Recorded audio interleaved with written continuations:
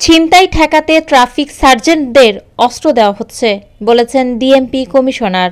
সড়ক ও মহাসড়কগুলোতে ছিনতাই ঠেকাতে ট্রাফিক সার্জেন্টদের স্মল আর্মস, হালকা বা ছোট অস্ত্র দেওয়ার প্রক্রিয়া শুরু হচ্ছে বলে জানিয়েছেন ঢাকা মহানগর পুলিশের ডিএমপি কমিশনার শেখ মোহাম্মদ সাজ্জাদ আলী।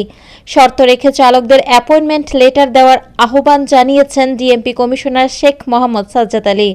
বৃহস্পতিবার 6 ফেব্রুয়ারি সকালে রাজধানীর উত্তরার আজমপুর কাঁচা বাজার বিডিআর মার্কেট ঢাকা মহানগরীতে কাউন্টার ও ই-টিকিটিং পদ্ধতিতে বাস চলাচলের উদ্বোধন অনুষ্ঠানে তিনি একথা বলেন। ডিএমপি কমিশনার বলেন, যাত্রীদের মান উন্নয়নে সড়কে শৃঙ্খলা ফেরাতে কাউন্টার সিস্টেম চালু করা হয়েছে।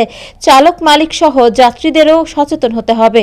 প্রয়োজনে ট্রাফিক পুলিশকে অভিযোগ করার পরামর্শ থাকলো। শর্ত রেখে চালকদের অ্যাপয়েন্টমেন্ট লেটার দেওয়ার জন্য মালিক পক্ষদের প্রতি আহ্বান জানিয়েছেন ডিএমপি কমিশনার।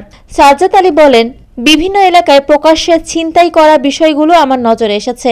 আমাদের লোকবল কম।